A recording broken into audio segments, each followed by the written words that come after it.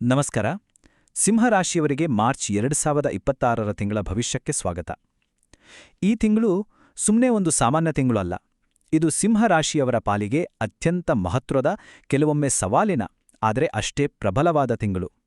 ಯಾಕೆಂತೀಯಾ? ಗ್ರಹಗಳ ಚಲನವಲನಗಳು ಕೆಲವು ದೊಡ್ಡ ಬದಲಾವಣೆಗಳನ್ನೇ ಸೂಚಿಸ್ತಿವೆ. ಬನ್ನಿ, ಈ ಬದಲಾವಣೆಗಳು ಯಾವುವು ಮತ್ತೆ ಅವು ನಮ್ಮ ಜೀವನದ ಮೇಲೆ ಹೇಗೆ ಪ್ರಭಾವ ಬೀರಲಿವೆ ಅನ್ನೋದನ್ನ ಆಳವಾಗಿ ನೋಡೋಣ. ಹೌದು, ಈ ತಿಂಗಳನ್ನ ನಾವು ಗ್ರಹಣಗಳು ಮತ್ತು ತೀವ್ರತೆಯ ತಿಂಗಳು ಅಂತಲೇ ಕರೀಬೋದು.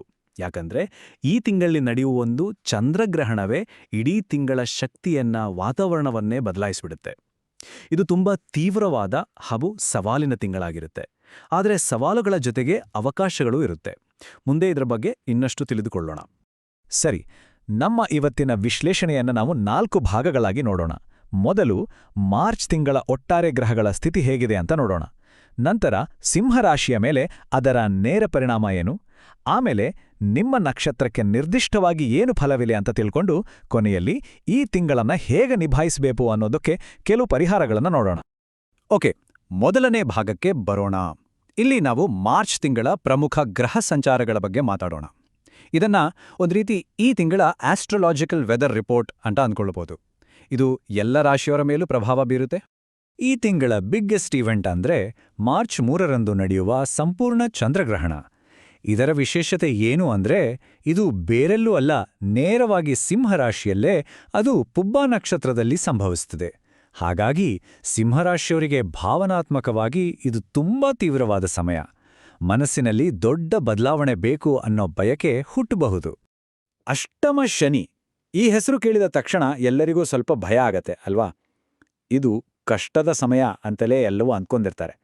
ಆದರೆ ಇದು ಕೇವಲ ಕಷ್ಟ ಕೊಡುವುದಷ್ಟೇ ಅಲ್ಲ, ನಮ್ಮ ತಾಳ್ಮೆ, ಶಿಸ್ತುಗಳನ್ನು ಕಠಿಣವಾಗಿ ಪರೀಕ್ಷಿಸಿ ನಮ್ಮ ಜೀವನಕ್ಕೆ ಒಂದು ಹೊಸ ದಿಕ್ಕನ್ನು, ಒಂದು ಆಳವಾದ ಪರಿವರ್ತನೆಯನ್ನು ತರುವಂಥ ಒಂದು ಮಹತ್ವದ ಕಾಲಘಟ್ಟ. ಸರಿ, ಈಗ ಎರಡನೇ ಭಾಗಕ್ಕೆ ಹೋಗೋಣ. ಇಲ್ಲಿವರೆಗೂ ನೋಡಿದ ಈ ಎಲ್ಲ ಗ್ರಹಗತಿಗಳು ನೇರವಾಗಿ ಸಿಂಹರಾಶಿಯವರ ಮೇಲೆ ಹೇಗೆ, ಯಾವ ರೀತಿಯಲ್ಲಿ ಪ್ರಭಾವ ಬೀರ್ತವೆ ಅನ್ನೋದನ್ನ ಸ್ಪಷ್ಟವಾಗಿ ನೋಡೋಣ. ಈ ಪಟ್ಟಿಯನ್ನ ಒಮ್ಮೆ ಗಮನವಿಟ್ಟು ನೋಡಿ. ಇದು ಈ ತಿಂಗಳ ಒಂದು ಗ್ರಹಗಳ ಯುದ್ಧಭೂಮಿಯ ಚಿತ್ರಣವನ್ನೇ ಕೊಡುತ್ತೆ.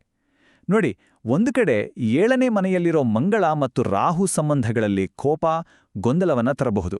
ಆದರೆ ಮತ್ತೊಂದು ಕಡೆ 8ನೇ ಮನೆಯಲ್ಲಿ ಉಚ್ಚನಾದ ಶುಕ್ರ ಮತ್ತು ಲಾಭಸ್ಥಾನದಲ್ಲಿರುವ ಗುರು ಆರ್ಥಿಕವಾಗಿ ದೊಡ್ಡ ಮಟ್ಟದ ಲಾಭ ತರುವ ಸಾಧ್ಯತೆ ಇದೆ. ಇದು ಒಂದು ರೀತಿ ಬ್ಯಾಲೆನ್ಸಿಂಗ್ ಆಕ್ಟ್ ಇದ್ದ ಹಾಗೆ. ಇದರರ್ಥ ಈ ತಿಂಗಳಿಗೆ 2 ಮುಖಗಳಿವೆ.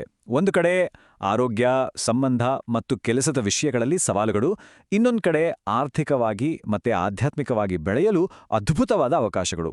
ಹಾಗಾಗಿ ಈ ತಿಂಗಳು ತೆಗೆದುಕೊಳ್ಳುವ ನಿರ್ಧಾರಗಳಲ್ಲಿ ವಿವೇಚನೆ ಮತ್ತು ತಾಳ್ಮೆ ತುಂಬಾನೇ ಮುಖ್ಯವಾಗುತ್ತೆ. ಇದಕ್ಕೆ ಸಂಬಂಧಪಟ್ಟ ಹಾಗೆ ವಿಪರೀತ ರಾಜಯೋಗ ಅನ್ನೋ ಒಂದು ವಿಶೇಷ ಯೋಗದ ಬಗ್ಗೆ ತಿಳಿದುಕೊಳ್ಳೋಣ. ಹೆಸರೇ ಹೇಳೋ ಹಾಗೆ ಇದು ವಿಪರೀತ ಅಂದ್ರೆ ಅನಿರೀಕ್ಷಿತ ಫಲಗಳನ್ನ ಕೊಡುತ್ತೆ. ಕಷ್ಟದ ಪರಿಸ್ಥಿತಿಯಿಂದ, ಗೊಂದಲದ ನಡುವೆಯಿಂದ ಇದ್ದಕ್ಕಿದ್ದ ಹಾಗೆ ಲಾಭಗಳು ಬರುವುದೇ ಈ ಯೋಗದ ವಿಶೇಷತೆ. ಸಿಂಹರಾಶಿಯವರಿಗೆ ಈ ತಿಂಗಳು, ಅದರಲ್ಲೂ ಹಣಕಾಸಿನ ವಿಷಯದಲ್ಲಿ ಇಂಥ ಅವಕಾಶಗಳು ಸಿಗುವ ಸಾಧ್ಯತೆಗಳು ಹೆಚ್ಚಾಗಿವೆ.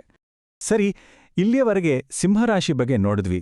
ಈಗ ಇನ್ನಷ್ಟು ಡೀಟೇಲ್ ಆಗಿ ಸಿಂಹರಾಶಿಯಲ್ಲಿ ಬರುವ ಮಘ, ಪುಬ್ಬ ಮತ್ತು ಉತ್ತರ ಫಲ್ಗುಣಿ ನಕ್ಷತ್ರದವರ ಮೇಲೆ ಈ ತಿಂಗಳ ಪ್ರಭಾವ ಹೇಗಿರುತ್ತೆ ಅಂತ ಆಳವಾಗಿ ನೋಡೋಣ. ಮೊದಲಿಗೆ ಮಖ ನಕ್ಷತ್ರದವರು.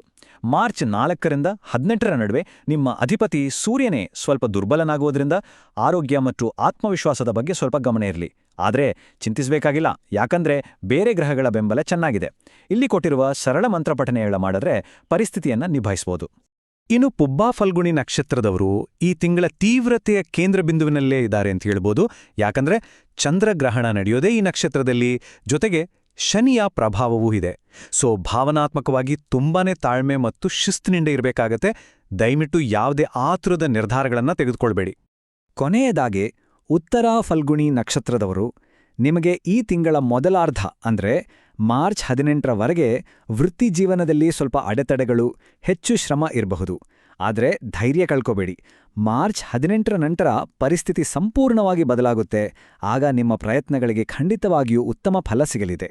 ಸರಿ, ಈಗ ನಾವು ಕೊನೆಯ ಮತ್ತು ಅತ್ಯಂತ ಮುಖ್ಯವಾದ ಭಾಗಕ್ಕೆ ಬಂದಿದ್ದೇವೆ. ಇಷ್ಟೆಲ್ಲ ಸವಾಲುಗಳು ಅವಕಾಶಗಳನ್ನ ನೋಡಿದ್ಮೇಲೆ ಈ ತಿಂಗಳನ್ನ ಯಶಸ್ವಿಯಾಗಿ ನಿಭಾಯಿಸಲು ಏನ್ಮಾಡ್ಬೇಕು ಅನ್ನೋ ಪ್ರಶ್ನೆ ಬರುತ್ತೆ ಅಲ್ವಾ? ಅದಕ್ಕೆ ಉತ್ತರ ಇಲ್ಲಿದೆ. ನೋಡಿ, ಇಲ್ಲಿ ಕೊಟ್ಟಿರುವ 4 ಪರಿಹಾರಗಳು ತುಂಬಾ ಸರಳ, ಆದರೆ ಅಷ್ಟೇ ಪರಿಣಾಮಕಾರಿ. ಪ್ರತಿದಿನ ಸೂರ್ಯನಿಗೆ ಅರ್ಘ್ಯ ಕೊಡೋದು, ಮಂಗಳವಾರ ಮತ್ತು ಶನಿವಾರ ಹನುಮಾನ್ ಚಾಲೀಸ ಪಠಿಸೋದು, ಶನಿವಾರದೊಂದು ದಾನ ಮಾಡೋದು ಮತ್ತು ಎಲ್ಲಕ್ಕಿಂತ ಮುಖ್ಯವಾಗಿ ಮಾತನಾಡುವ ಮುನ್ನ ಯೋಚಿಸೋದು. ಇವುಗಳನ್ನ ಪಾಲಿಸಿದ್ರೆ ಈ ತಿಂಗಳ ಸವಾಲುಗಳನ್ನ ಎದುರಿಸೋದು ಸುಲಭ ಆಗುತ್ತೆ. ಇನ್ನು ಈ ಪ್ರಮುಖ ದಿನಾಂಕಗಳನ್ನ ನೋಟ್ ಮಾಡಿಕೊಳ್ಳಿ. ಮಾರ್ಚ್ 3 ಮತ್ತು 19 ಈ ದಿನಗಳಲ್ಲಿ ಸ್ವಲ್ಪ ಎಚ್ಚರದಿಂದ ಇರುವುದು ಒಳ್ಳೆಯದು. ಮುಖ್ಯ ನಿರ್ಧಾರಗಳನ್ನು ತೆಗೆದುಕೊಳ್ಳಬೇಡಿ. ಅದೇ ರೀತಿ ಮಾರ್ಚ್ 7, 11 ಮತ್ತು 24ನೇ ತಾರೀಕುಗಳು ಶುಭ ದಿನಗಳಾಗಿವೆ. ನಿಮ್ಮ ಪ್ರಮುಖ ಕೆಲಸಗಳನ್ನು ಈ ದಿನಗಳಲ್ಲಿ ಪ್ಲಾನ್ ಮಾಡಿಕೊಳ್ಳಬಹುದು. ಕೊನೆಯದಾಗಿ ಒಂದು ಪ್ರಶ್ನೆ.